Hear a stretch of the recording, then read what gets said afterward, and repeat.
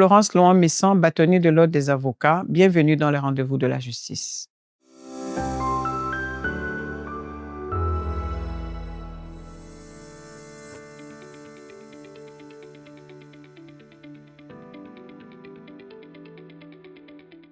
Le barreau, c'est l'ensemble des avocats rattachés à une cour d'appel. Mais la Côte d'Ivoire, faisant partie des barreaux de l'espace UEMOA, nous avons des barreaux nationaux, c'est-à-dire que l'ensemble des avocats de Côte d'Ivoire appartiennent à un seul et unique barreau, qui est le barreau de Côte d'Ivoire.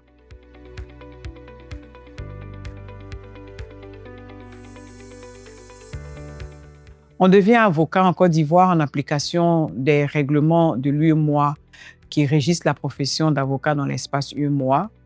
On fait un test d'entrée au centre de formation professionnelle des avocats et ce test est un examen.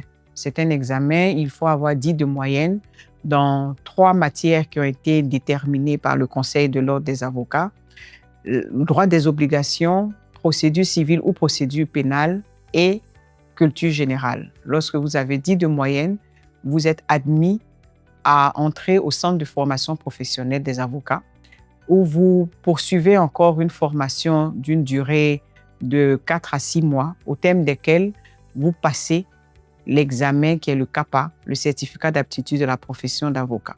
Une fois que vous êtes admis, vous prêtez serment en tant qu'avocat stagiaire. Vous faites 3 années en tant qu'avocat stagiaire, où vous combinez à la fois la pratique professionnelle en cabinet et une formation qui est dispensée par le centre de formation professionnelle. Et à l'issue de 3 années, vous devenez avocat inscrit au tableau de l'Ordre des avocats de Côte d'Ivoire.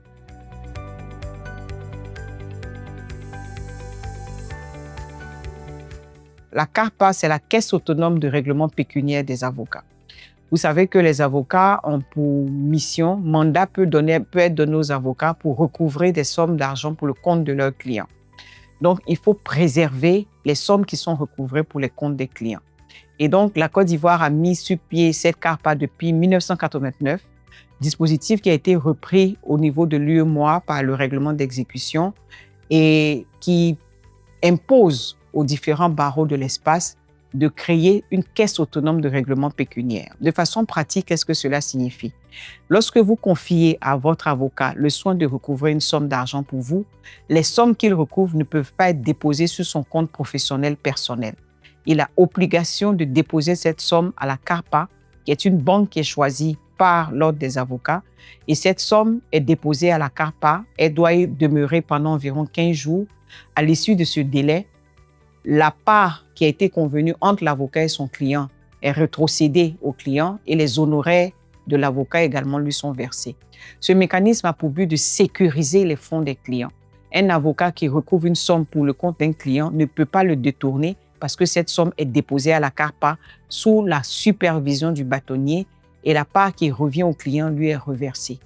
Ce mécanisme permet également de préserver les honoraires des avocats parce qu'une fois qu'ils ont recouvré des sommes et que ces sommes, si elles venaient à être versées directement au client, il se peut que le client ne veuille pas rétrocéder les honoraires dus à l'avocat.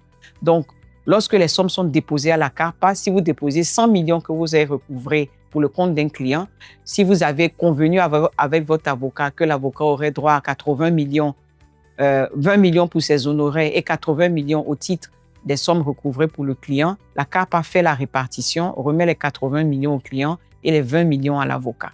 Ainsi, chacune des parties est sécurisée et il n'y a pas de risque de ce qu'il y ait de détournement de fonds tant du côté du client que des honoraires de l'avocat. C'est un mécanisme qui est particulier aux avocats et qui renforce le recouvrement qui est fait par les avocats.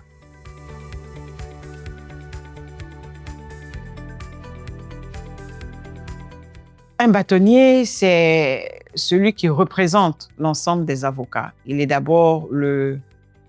est le président en fait du Conseil de l'Ordre, qui est l'administration qui est mise en place pour réguler l'activité des avocats. Et à la tête de l'ensemble des avocats, on a un bâtonnier qui est chargé de représenter le porte-parole de l'ensemble des avocats et puis également de réguler la profession. Vous savez que nous sommes l'une des rares professions à avoir une déontologie exigeante. Et donc, le bâtonnier est chargé de veiller à cette déontologie, à ce que les avocats puissent respecter les principes essentiels de notre profession. Et c'est en cette qualité qu'il préside également le conseil de discipline lorsqu'il advient des manquements, des avocats commettent des manquements. Le bâtonnier est chargé d'ouvrir une instruction, de saisir le conseil de discipline, de présider le conseil de discipline et avec l'ensemble des membres du conseil de l'ordre, de prononcer s'il y a lieu des sanctions disciplinaires contre les avocats.